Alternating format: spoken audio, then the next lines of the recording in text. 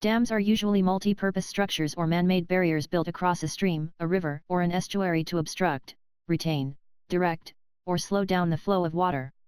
Dams are closely associated and often used as a term interchangeably with water reservoirs.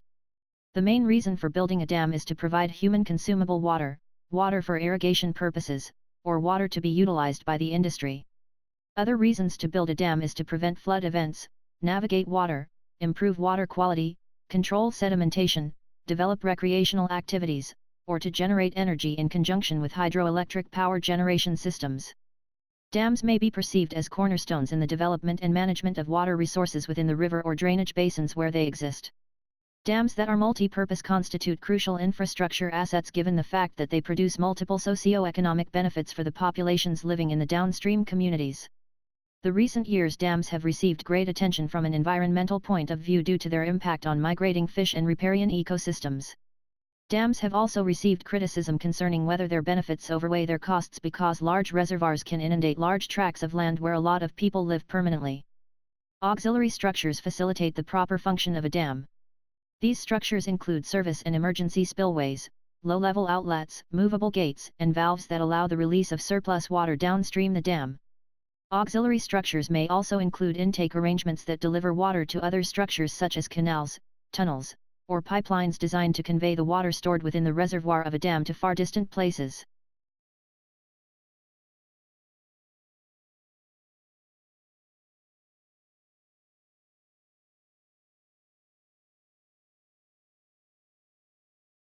Concrete or masonry dams that are curved upstream so as to transmit the major part of the water load to their abutments. The special category of double curvature arch dams refers to arch dams that are curved both vertically and horizontally. Arch dams are most suitable for narrow canyons or gorges with steep walls of stable rock to support the structure and stresses. Having in mind that are thinner than other types of dams and require less construction materials, they are economical and practical in remote areas.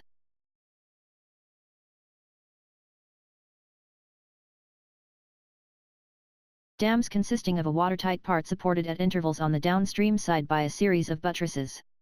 A buttress dam can take many forms, such as a flat slab or a massive head buttress. The special category of Amberson dams refers to buttress dams in which the upstream part is a relatively thin flat slab usually made of reinforced concrete. The special category of multiple arch dams refers to buttress dams composed of a series of arches for the upstream face. Even though they tend to be more economical, they run the risk of not reaching the proper height required to become effective. Dams of this type also require a proper foundation of bedrock or other suitable material. If the buttresses for the dam are not properly seated, the dam runs the chances of a possible collapse.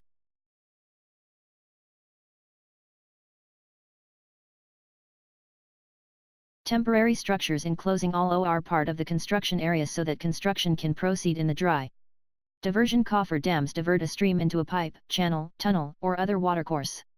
Coffer dams are usually welded steel structures with components consisting of sheet piles, wales, and cross braces. Such structures are usually dismantled after construction works for which they are required are completed.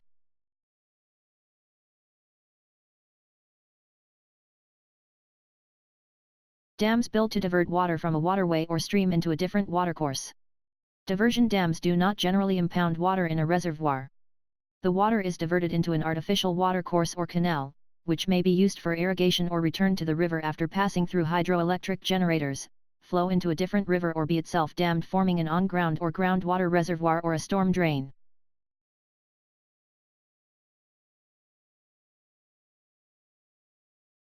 Dams of this type are typically created by the placement and compaction of a complex semi-plastic mound of various compositions of soil, sand, clay, or rock.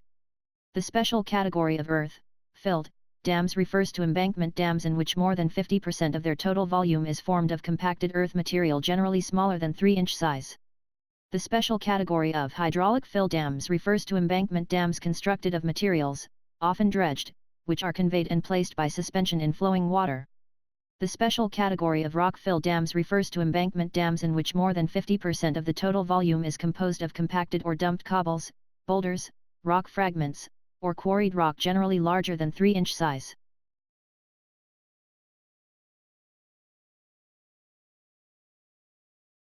Dams constructed of concrete and/or masonry that relies on its weight and internal strength for stability.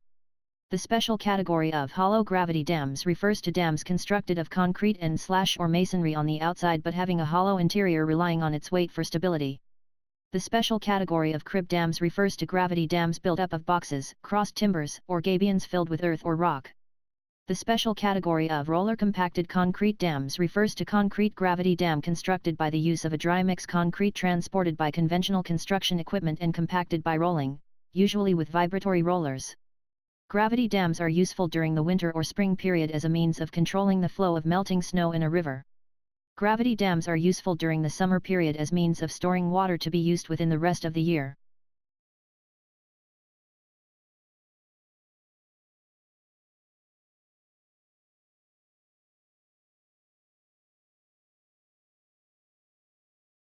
Dams that use the difference in water level between the reservoir pool elevation and the tailwater elevation to turn a turbine to generate electricity. Hydropower generates almost the 17% of the world's total electricity and the 70% of all renewable electricity, 2015, rendering hydroelectricity as a main form of sustainable energy. These portions are expected to increase by almost 3% per year for the next 25 years.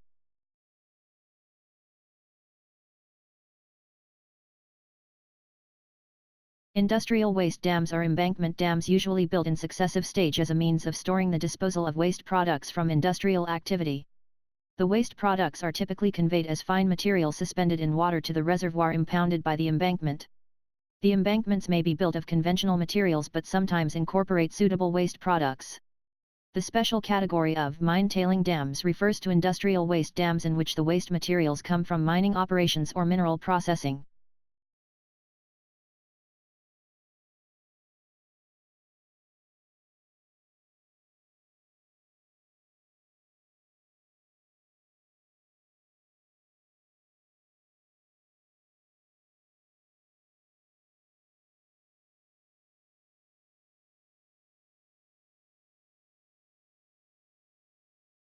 Dam failure may be defined in simple terms as the uncontrolled release of water from the reservoir, often accompanying a dam as a result of structural failures or other deficiencies.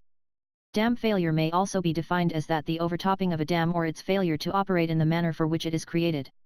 Dam failures can range from fairly to minor catastrophic and can possibly harm human life and property downstream from the failure. Dam failures can occur with little to no warning, or it may be an anticipated event. Overtopping. It expresses the water spilling over the top of a dam.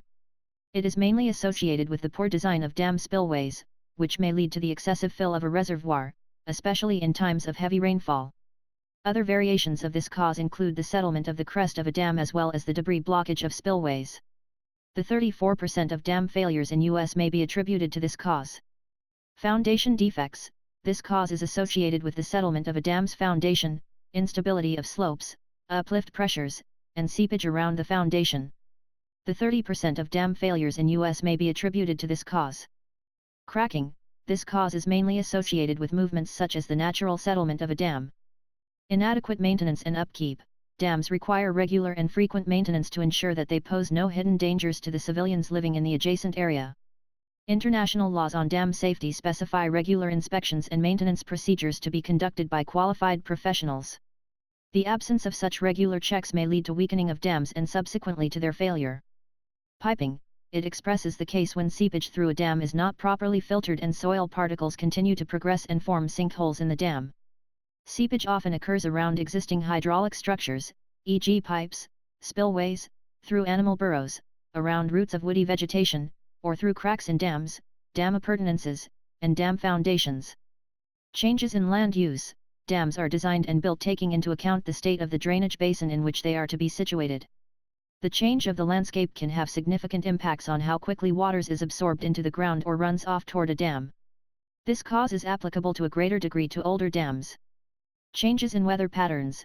Shifting weather patterns can put more strain on dams, taking into consideration that some areas get drier but some others get wetter. Despite the fact that many dams has been designed for 100 years or 500 years floods, climate change can trigger the occurrence of heavier events. On the other hand, the design for higher return periods faces budget and size limitations. Outdated design/design errors. Although it is not possible for all communities to fund the replacement of old dams, dam design has improved significantly over the past century. However, it is possible to identify the riskiest dams and prioritize them for a potential replacement. A similar cause is that of design errors, which express the omittance to take into account crucial factors during the design of a dam. Use of substandard construction materials. During the construction of a dam, it is critical to use the right construction materials both in quality and quantity. There are examples of dams which failed due to the use of improper cement mortar or improper reinforcement material. Earthquake. Many large dams have been built in the seismically active regions. Despite a great deal of work on the distribution of seismic activity, the measurement of strong ground motions, and the response of dams to such motions, earthquake design of dams remains imprecise. The characteristics of strong ground motions at a given site cannot be predicted, and all types of dams possess some degree of freedom, imperfect elasticity, and imprecise damping. Dam failures may lead to loss of human lives as well as to multiple economic, social, and environmental impacts. The various impacts resulting from the failure of a dam may be broadly classified as direct or indirect. The former mainly refer to impacts inside the inundation areas, while the latter mainly refer to impacts outside the inundation area. This classification mainly applies to economic impacts. Dam failures in comparison with other disasters are less frequent but have the potential to kill a lot of people. Be informed. If your home is located near a dam, find out from your municipality about the flood risk area, to ascertain if your home is located in the area. The procedures to be followed in the event of a dam failure. The manner in which the residents concerned would be warned of such a failure. Assembly points and roads to be used in the event of an evacuation. Follow prevention tips. Dam managers monitor conditions on rivers and inform the municipalities of any potentially dangerous situation. During periods of high flood hazard such as thawing or heavy rain, keep abreast of the information disseminated concerning the levels and flow rates of the watercourses in your area in order to prepare yourself. The precautions to take and the safety rules to follow in the event of a dam failure are similar to those that apply to a flood hazard. Evacuate your home. If the authorities require it or you believe your safety is in jeopardy, evacuate your home. Inform your family or the municipality of the place where you plan to stay temporarily. Return to your home. If the authorities allow it and your safety is not jeopardized, return to your home, preferably during the day when problems and hazards are easier to see. When you arrive, take pictures to document the damage to your home.